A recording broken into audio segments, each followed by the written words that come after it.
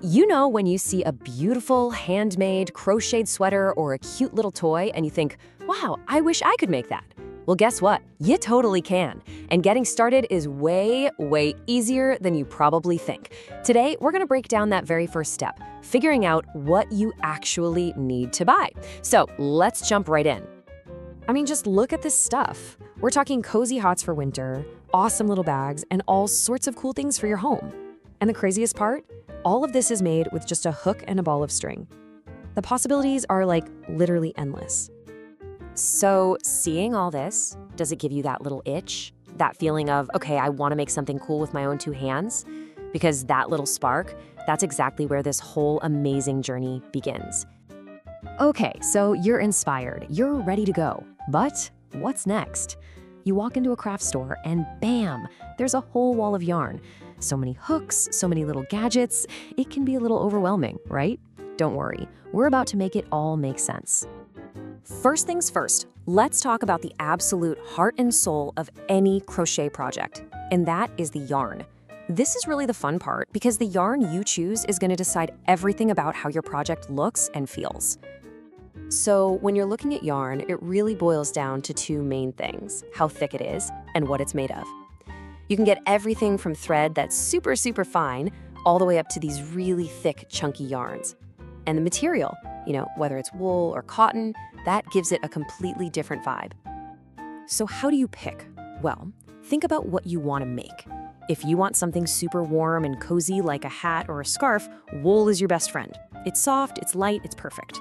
Making something for the summer, or maybe a washcloth, cotton is fantastic. It's comfy and it soaks up moisture.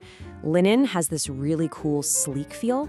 And then you have things like rayon or lace thread for really shiny, delicate little accessories. And here's the best part. You don't have to guess any of this. Every single ball of yarn comes with this little paper label wrapped around it. And it's basically your secret decoder ring.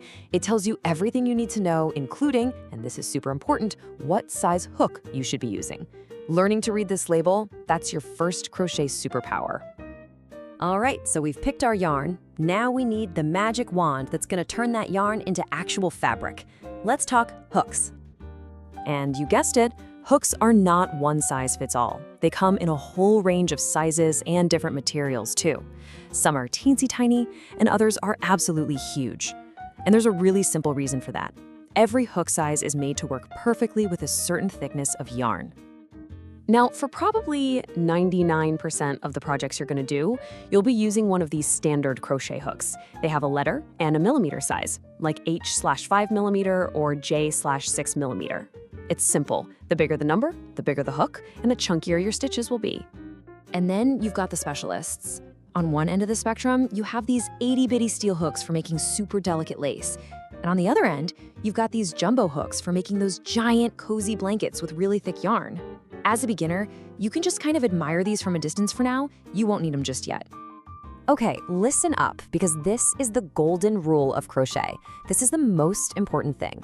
Your hook size has to match your yarn thickness. If your hook's too small for the yarn, your project will be all stiff and impossible to work with. If the hook's too big, it'll be floppy and full of holes. So just trust the yarn label. It will never lie to you. Okay, so yarn and a hook. Technically, that's it. That's all you really need. But there are a few little gadgets, a few little sidekicks that will make your life so much easier, especially when you're just getting started. Let's check them out. These little guys are your new best friends. Stitch markers are just little plastic clips that help you keep your place so you don't get lost. A row counter? Well, it helps you count your rows, saving you from constantly losing track. And a darting needle, which is basically a big, blunt needle with a huge eye, is an absolute must-have. It's what you'll use to weave in all the loose ends of yarn to give your project a nice, clean finish. And that's pretty much it. We've covered all the essentials. See? It's not nearly as complicated as that wall of stuff at the craft store makes it seem. So let's just put it all together in one super simple plan. So here it is, your entire first shopping list. Step 1, go find a yarn that you just love the look of. My advice, start with something smooth and medium weight in a lighter color because it's much easier to see your stitches.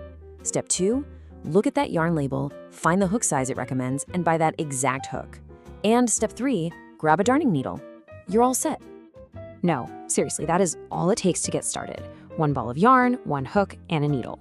You are now officially ready to take a piece of string and turn it into something real, something awesome. How cool is that?